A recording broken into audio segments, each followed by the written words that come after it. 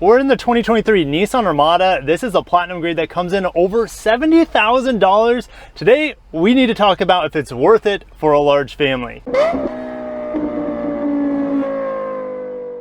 First thing we're gonna do, oh yeah, unlock the car.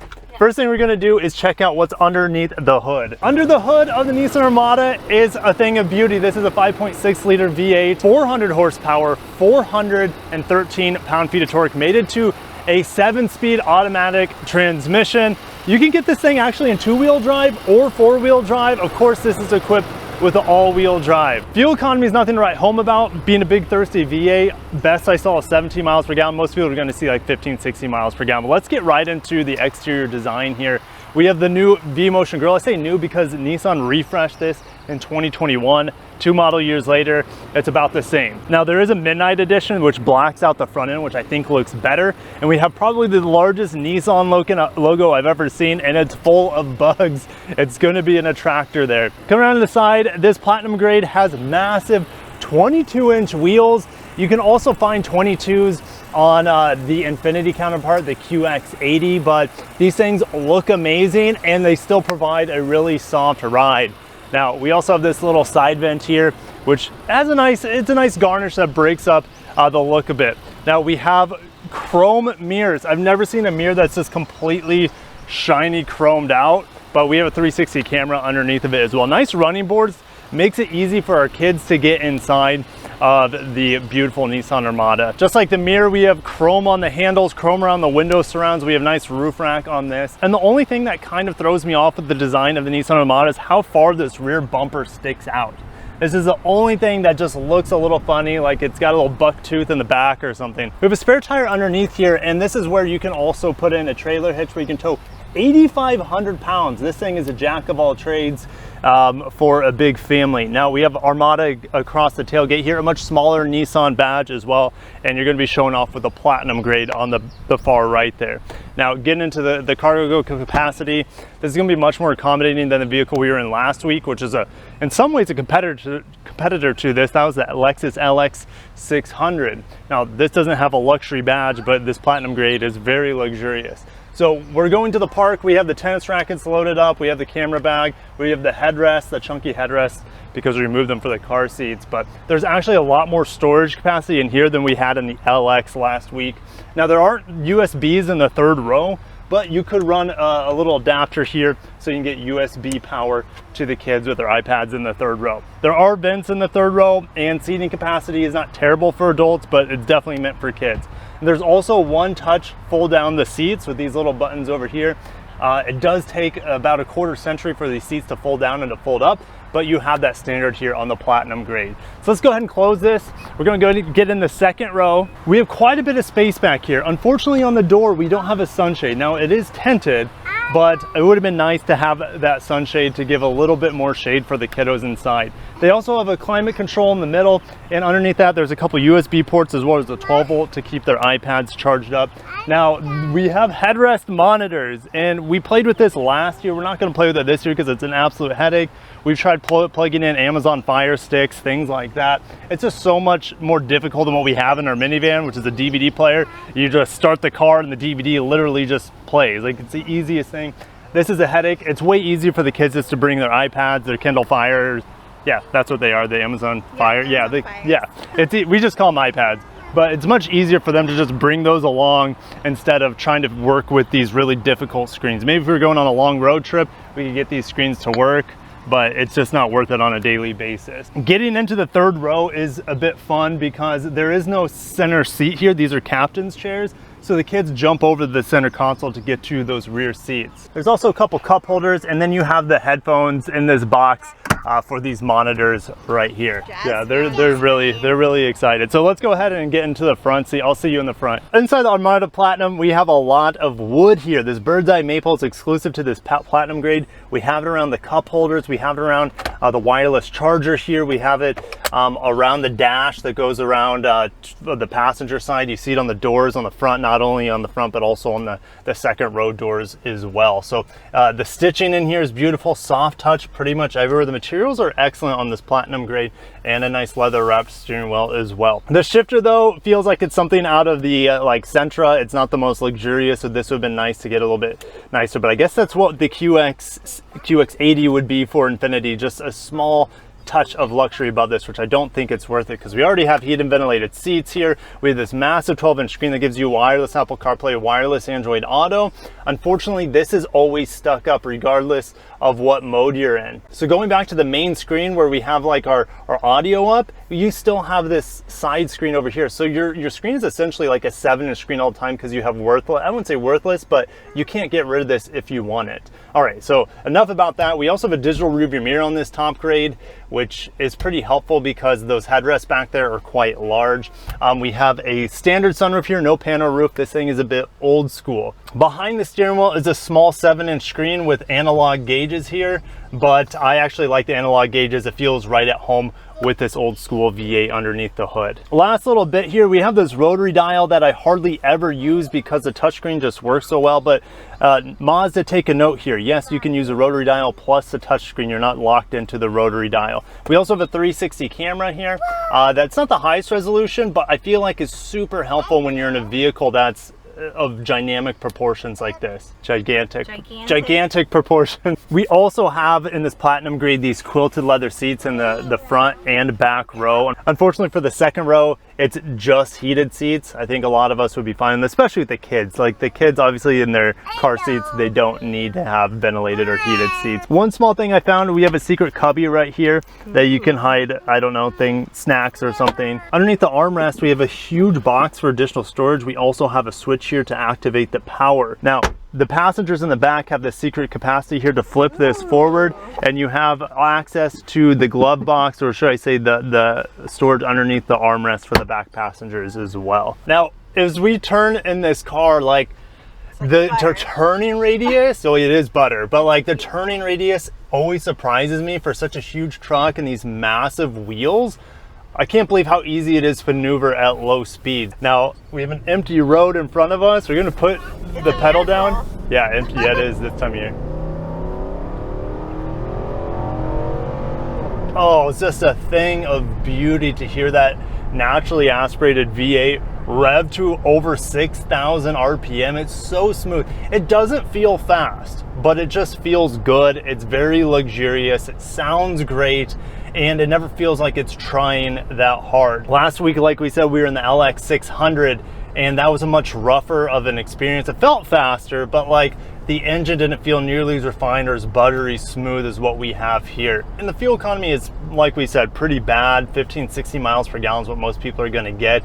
But let's say on something like the LX, we saw like 18-19 miles per gallon anyways. So I'd rather take the simplicity and beauty of the V8 over some of its twin turbo V6 counterparts out there on the market. The Nissan Armada is based off the Patrol in other markets, and the Patrol is a direct competitor to the Toyota Land Cruiser 200, 300 series. And like this thing, I feel like is a great buy no matter which grade you get. Here in the Platinum, this is an amazing option to just completely skip the Infiniti QX80 unless you absolutely have to have that luxury badge. But like this gives me everything I could possibly want in a luxury vehicle, or at least an old school body on frame. This has everything, including the V8. You don't need to spend that extra 10 grand or whatever to get an Infiniti badge, which is the exact same thing as this truck. I'm just sitting here idling at the stoplight.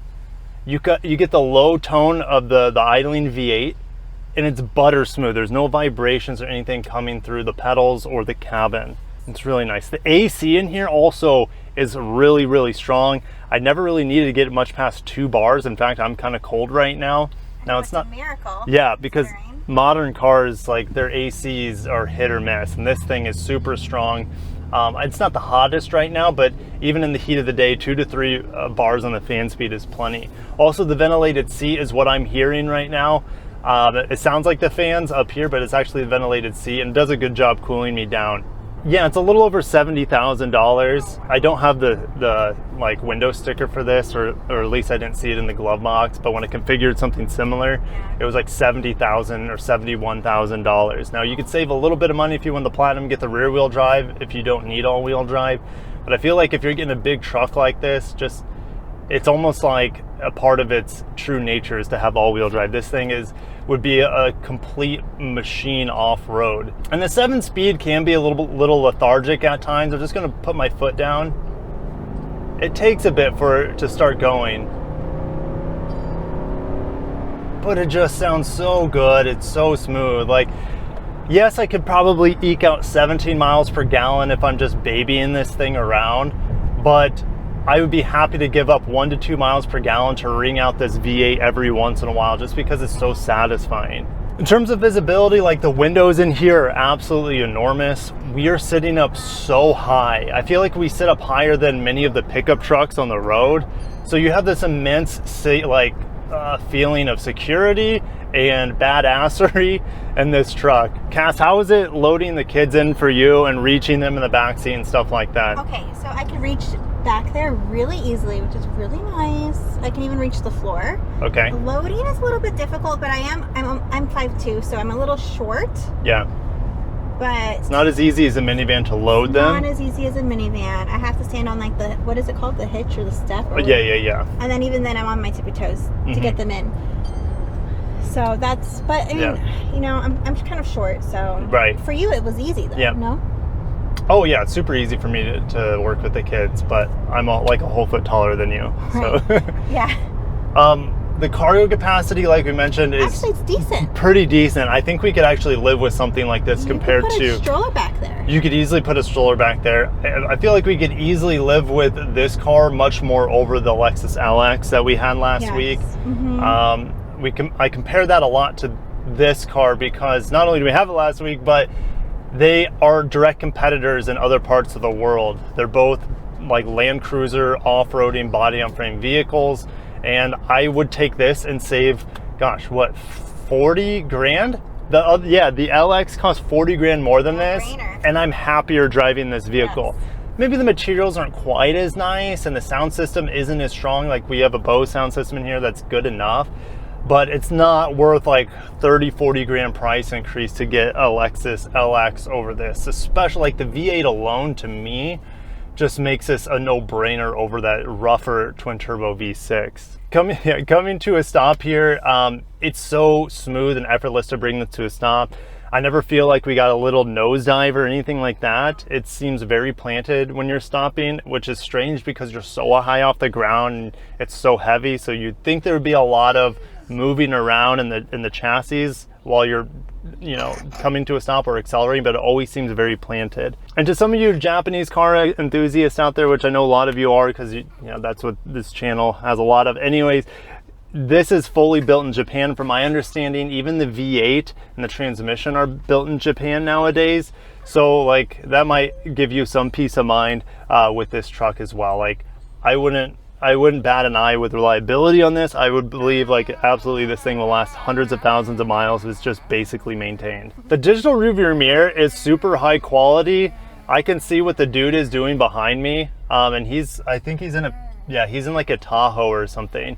And I feel like we're sitting up higher than him.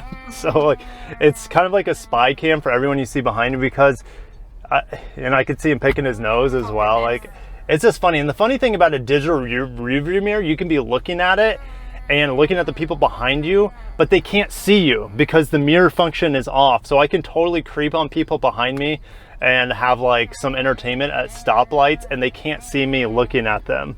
I don't know if that's a good thing. It's not, no, it's, you know, it's a good thing for me, maybe not for them. For them, exactly. We're gonna pass this big Ultima Energy here. Of course, we have blind spot monitors on here, and the mirrors are like really short if you want to look at the mirror, but they're super tall. I really enjoy these side mirrors. And oh, can we mention that they like make sounds too? Oh yeah, so if you have since it has a blind spot monitor on, and you put your signal on while someone's in your blind spot to that side, it will beep at you to let you know like, hey, you shouldn't turn, like, which you really appreciate. I love that. Yeah. It's a great safety feature, because sometimes you don't, like even though you have blind spot monitors, sometimes you might not see the little indicator show. Right. And so it's just like an extra safety layer there. It's an extra layer, you know, and when you have kids in the back and they're talking to you, that like, it really does get your attention. I'm like, whoa, you know? Yeah. I like it. I liked it a lot. Yeah. The safety in here is really good. Other than that, we have radar cruise control in here that works pretty well. You have lane keep assist while you have that radar cruise control on. And just like, we're on not a perfect road here. Yeah. The like not perfect road in Naples. Yeah, there's not that many, but like, it's still pretty smooth even with these massive 22-inch wheels. And it's just like gliding over everything. The brakes are just so predictable, so smooth, just like the V8. The steering in here, it's just the right resistance, and I believe it's like old school hydraulic steering. We don't have electric power steering, so like it feels buttery smooth. You have a good feedback to it. You have direct connection to the wheels. So I love the steering in here, and it matches this massive truck very well. But we're heading to the park now. I think it's just a great way to end this video. Like, I do feel like this would be an amazing truck for families, and especially if you're towing. Like, 8,500 pounds is nothing to blink an eye at. And we're following another old school body on frame truck into this park with the 4Runner. Like, oh man, it's a thing of beauty. But signing out from the Nissan Armada, I don't want Nissan to change this at all. Maybe some additional features like a fully panel roof would be nice one day, but it's totally unnecessary. It's just so easy to drive this truck, and it brings a smile to my face playing with the V8 on a daily basis. Maybe not filling up at the pump, which luckily I don't have to do in this truck since it's not mine. But I'm gonna end it there. Thanks, Cass, for filming. A little bit different style than normal. Hopefully you guys liked it, but the kids are crawling out of their seats. They're ready to go to the park, and we're ready to hit some balls at the tennis court. Thanks guys for watching. If you enjoyed it, hit the like button. See you in the next one. Peace.